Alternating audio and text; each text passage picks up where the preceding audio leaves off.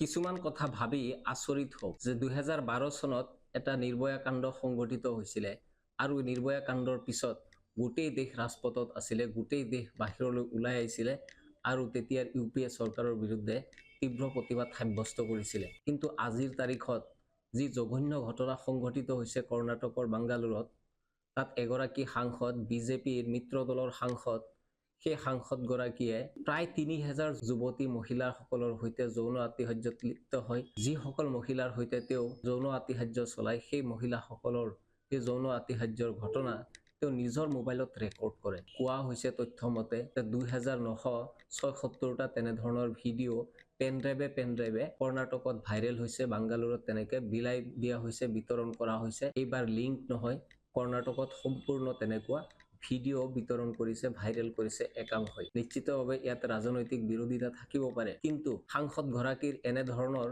জঘন্য কাণ্ড সংগঠিত নকৰা হলে এনেধৰণৰ ভিডিঅ' ভাইৰেল নহলে হয়। বেটি বাচাও বেটি পঢ়াও আদি বিভিন্ন ধৰণৰ নাৰী শক্তিৰ শ্লোগান দিয়া নৰেন্দ্ৰ মোদী চৰকাৰৰ বাকীসকল প্ৰতিনিধিয়ে এই ঘটনাবিলাকত কেনেধৰণে প্ৰতিক্ৰিয়া প্ৰকাশ কৰিছে? কোনো ধৰণৰ প্ৰতিক্ৰিয়া তেওঁলোকে প্ৰকাশ কৰিছেনে? বিজেপিৰ মিত্ৰ দল হৈছে জেডিএছ। আটাইতকৈ লজ্জাজনক কথাটো হ'ল, যিগৰাকী সাংসদে এই কাম কৰিছে, প্ৰজ্জ্বল ৰেভান্না নামৰ যিগৰাকী সাংসদ, সেই সাংসদগৰাকী ভাৰতৰ এগৰাকী প্ৰাক্তন প্ৰধানমন্ত্ৰী HD দেৱেগৌড়াৰ নাতি হয় আৰু সেইগৰাকী সাংসদে এনে জঘন্য কাণ্ড সংঘটিত কৰিছে। 2012 চনত এগৰাকী নিৰ্ভয়াৰ কাৰণে গোটেই ভাৰতবৰ্ষ ৰাজপথত ওলাই আহিছিলে, কিন্তু আজিৰ তাৰিখত তেনেধৰণৰ প্ৰতিবাদ নাই। বিজেপিৰ মিত্ৰ দলৰ হোৱাৰ বাবেই সাংসদগৰাকীৰ এনে জঘন্য যৌন ঘটনা সংঘটিত কৰাৰ পিছতো কোনো ধৰণৰ প্ৰতিক্ৰিয়া কিয় প্ৰকাশ কৰা নাই? জনসাধাৰণ কেনেদৰে শুই থাকিব পাৰিছে আৰামত? জনসাধাৰণ কেনেদৰে এই ঘটনাবিলাকক হজম কৰিব পাৰিছে, সহ্য কৰিব পাৰিছে? সেয়া ভাবিলে আচৰিত লাগে।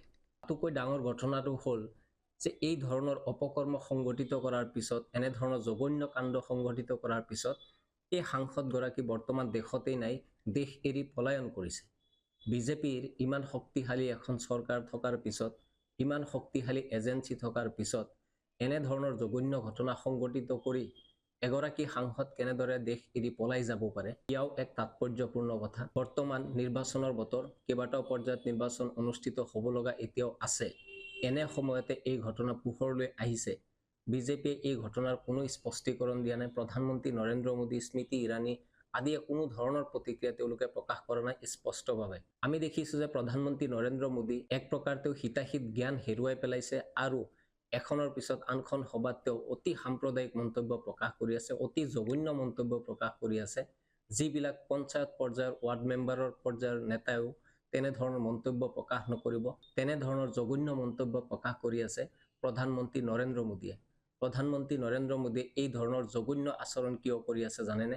কাৰণ এতিয়া নিৰ্বাচনৰ সময় চলি আছে আৰু এই সময়তে বিজেপিৰ এনেধৰণৰ জঘন্য কাণ্ড পোহৰলৈ আহিছে আৰু এই কথাবিলাক যদি জনসাধাৰণে আলোচনা কৰিবলৈ আৰম্ভ কৰে, তেনেহ'লে বিজেপিৰ চিৰ বিদায় হ'ব। অকল এইবাৰেই নহয়, বিজেপিৰ চিৰ বিদায় হ'ব। কাৰণ বিজেপিয়ে এই সকলক উপহাৰ দিয়ে, পুৰস্কৃত কৰে, এনেধৰণৰ ঘটনা সংঘটিত কৰা, অভিযোগ উত্থাপন কৰা যিসকল সাংসদ বা তেওঁলোকৰ নেতা বা সম্পৰ্কিত যিসকল ব্যক্তি আছে, তেওঁলোকৰ বিৰুদ্ধে কেতিয়াও শাস্তিমূলক ব্যৱস্থা গ্ৰহণ নকৰে, আনকি তেওঁলোকৰ সন্দৰ্ভত তেওঁলোক নীৰৱতা অৱলম্বন কৰি এক প্ৰকাৰ সুৰক্ষা প্ৰদান কৰে। সেইকাৰণে প্ৰধানমন্ত্ৰী নৰেন্দ্ৰ মোদী বা বিজেপিৰ যিসকল নেতা আছে, অমিত শ্বাহকে আৰম্ভ কৰি যিসকল ৰাষ্ট্ৰীয় পৰ্যায়ৰ নেতা আছে, তেওঁলোকে এনেধৰণৰ ঘটনাবিলাক বা এনেধৰণৰ যিবিলাক প্ৰসংগবিলাক সেইবিলাকৰ ওচৰ চাপিব বিচৰা নাই আৰু এইবিলাকৰ পৰা তেওঁলোকে ফালৰি কাটি আছে।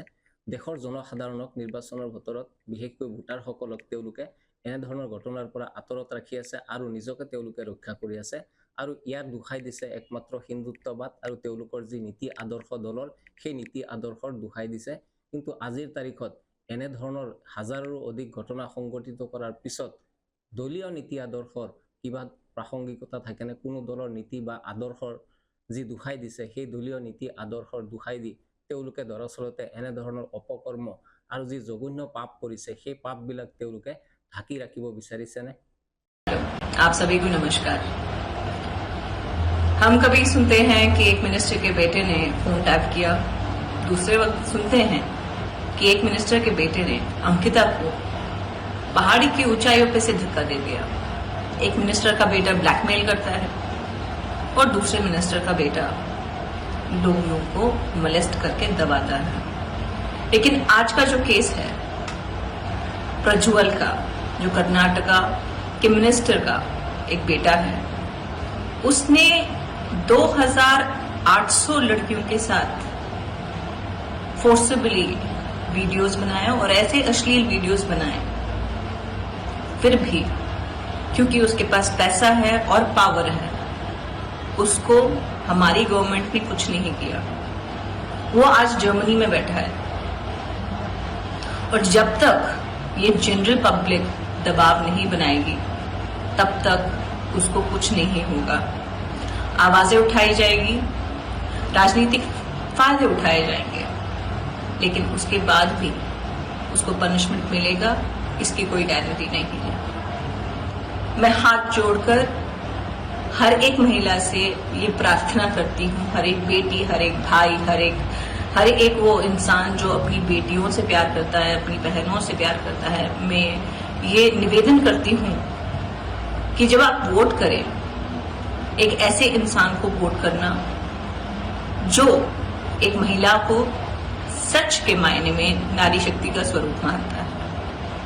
अगर उसके ऊपर ऐसा कोई केस हो जहां पे उसने अश्लील वीडियोस बनाए हैं, या फिर उसके ऊपर कोई रेप का केस हो, या फिर उनको कभी वोट नहीं देना।